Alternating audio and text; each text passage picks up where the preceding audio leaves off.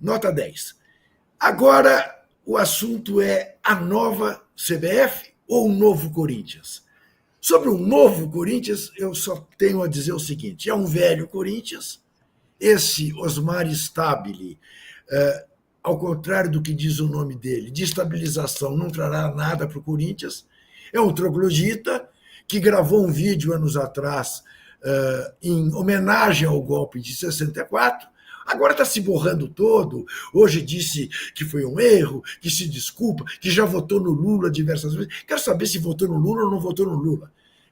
Alguém que um dia tenha feito, e faz 2, 3 anos que ele fez, um vídeo em homenagem ao golpe de 64, tem todas as minhas desconfianças.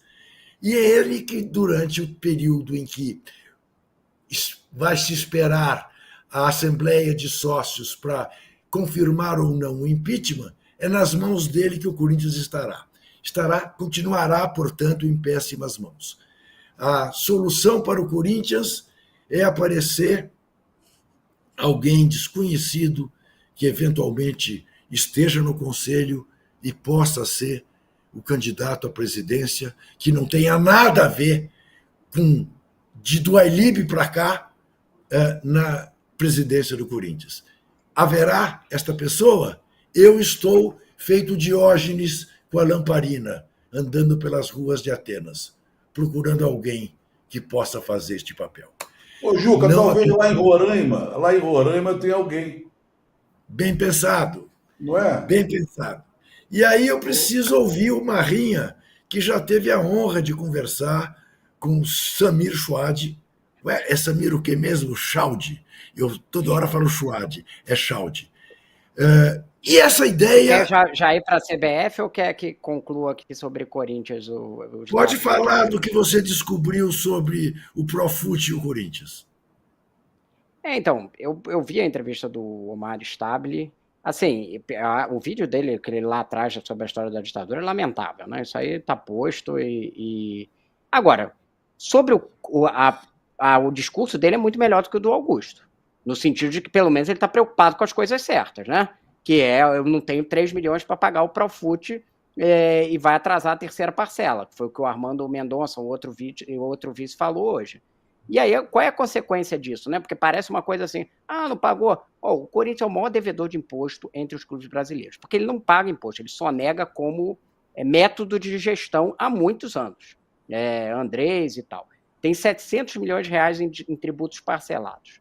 No Profut, tem 130 milhões.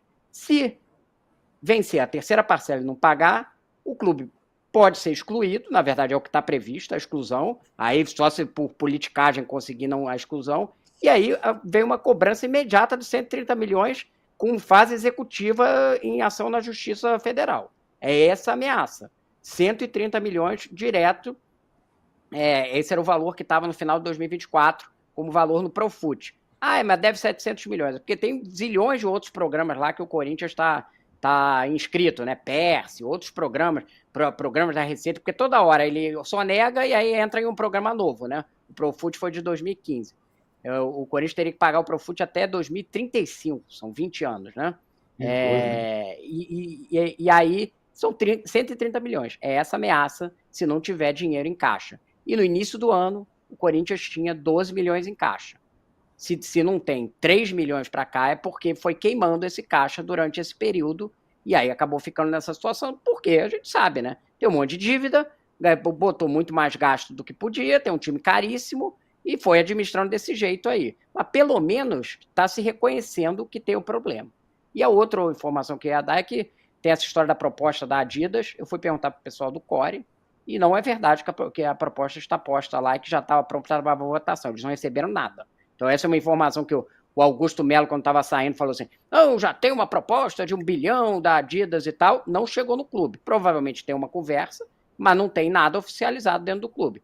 Me parece que ele estava usando como boia de salvação para ver se ele conseguia escapar, né, Juca? Marrinha, ele com isso, eventualmente, destratou a Nike, que é a atual fornecedora e patrocinadora do material esportivo do Corinthians, mas ele fez mais. Ele disse que ele não conhecia a Vaidibet porque ele não tem o vício do jogo. E você imagina a casa de aposta que patrocina o Corinthians, como gostou desta frase dele. Não tem o vício no que ele fez muito bem, devia denunciar. Aliás, o ideal seria não aceitar fazer propaganda de casa de aposta, mas ele só colabora para atrapalhar os patrocinadores do Corinthians. É uma coisa de maluco. Bom, já tinha título anterior, né? Falando sobre a já ESE tinha. Seguros, ele A causou uma ESE, confusão ali no meio, porque ele fez uma citação de que o problema tinha uma irregularidade, quase perdeu o patrocínio na época. Exatamente. Né? Que agora exatamente. eu acho que está saindo de fato. Isso é um desastre. É pior. Mas é muito complicado mesmo. Você tem um fornecedor, você cita o principal concorrente nessa área de Adidas e Nike. Sim, bem provável que tenha alguma cláusula ali no contrato da Nike que prevê. É mais ou menos como aquele antigo presidente do Corinthians, saudoso Vicente Madeus, saudou a Antártica pelas bramas que mandou lá para o Pacto. Exatamente. Mas ali, pelo menos, nem a Brahma nem a Antártica patrocinavam o Corinthians. Tinha sido uma gentileza uma gentileza para uma festa lá. E eram outros tempos, né? O futebol atual, com contratos de 10 mil cláusulas, né? Foi ele que disse que o Birubiru era invendável e imprestável. Mas nunca roubou um tostão do Corinthians, ao contrário, punha dinheiro, né? Foi ao Rio de Janeiro e comprou o Pelé Branco, que era o Almir Pernambuquinho, tirou do Vasco. Foi um sucesso. 1 milhão de dinheiros, não me lembro que moeda era. Mas, enfim, essa é a situação do Corinthians. Mas tudo bem, o Corinthians joga hoje à noite, não é? Contra o Huracan. Se ganhar do Huracan, segue na Sul-Americana. E aí a torcida fica muito feliz, diz até que não foi tão ruim a gestão do Melo que se melou. Veja bem, tinha 12 milhões em caixa e não tem hoje para pagar o Profut, mas tem para pagar 3 milhões por mês para o Memphis Depay. Isso que é uma gestão responsável. Isso que é do cacete. Olha, eu tenho 32 minutos de bateria, hein? Tudo bem, nós temos 35 de programa. Você pode sair 3 minutos antes. Quando sair, isso aí, hein? Saiu. Pegou fogo aqui na bateria. Isso. Vamos explicar. A tomada do Trajano do carregador entrou em curto e ele teve que desligar.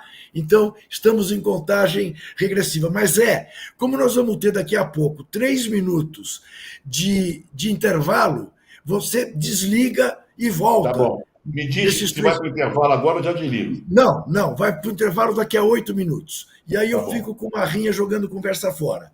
Marrinha, 11 datas. Marrinha, está tudo errado. Marrinha, eu vi a sua entrada no All Sport. Marrinha, o campeonato de Roraima tem que ser durante a temporada inteira. O do Piauí também, o do Rio Grande do Norte também, o de Sergipe também. O problema dos estaduais é com os grandes brasileiros, que jogam Série A e B. É para esses que essa medida está sendo tomada, Juca. A medida então, primeiro, essa é a primeira promessa, 11 datas. Vai ter um detalhamento de como vai funcionar o calendário. Mas é muito específico para os times que estão afogados, que já vinha até um processo já com o Edinaldo, né? Afogados em quantidade de jogos, né? Em calendário excessivo, que são os clubes da Série A, os da Série B um pouco menos, porque começam uma semana depois, mas aí você também não dá para fazer estaduais gigantes. Você determinou, quer dizer, o Samir Chaldi determinou que vão ser, ele falou no seu discurso de posse, que são 11 datas. Foi uma surpresa, porque ele tinha conversado com alguns clubes e algumas federações, mas nem todas. Causou algum incômodo ali com as federações, eu apurei essa informação, mas ele criou uma meta que era assim, ou a gente faz agora ou não vai fazer. E era uma marca que queria ter de início de gestão.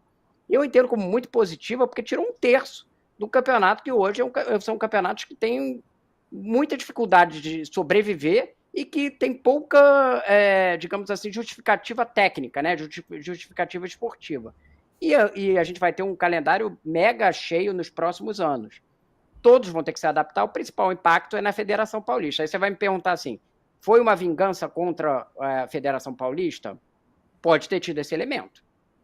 É um fato que pode ter tido. Eu não tenho nenhuma informação de ninguém, vamos nos vingar e tal. Agora, o Reinaldo nem apareceu na eleição dele, lançou uma chapa de oposição e é o principal prejudicado. Mas é uma medida justa? É uma medida extremamente boa para o futebol brasileiro. Sim, também acho. Porque você reduz essa quantidade de data e permite abrir, e inclusive vai se mexer em mais coisa no calendário. Provavelmente vai ter alguma mexida em Copa do Brasil, tentativa de mexida em competição sul-americana ali, para tentar desafogar mais datas. Porque hoje a gente vê um campeonato muito disputado, muito com os jogadores todos cansados, aí vê como o nível técnico Mas cai. você sente segurança nisso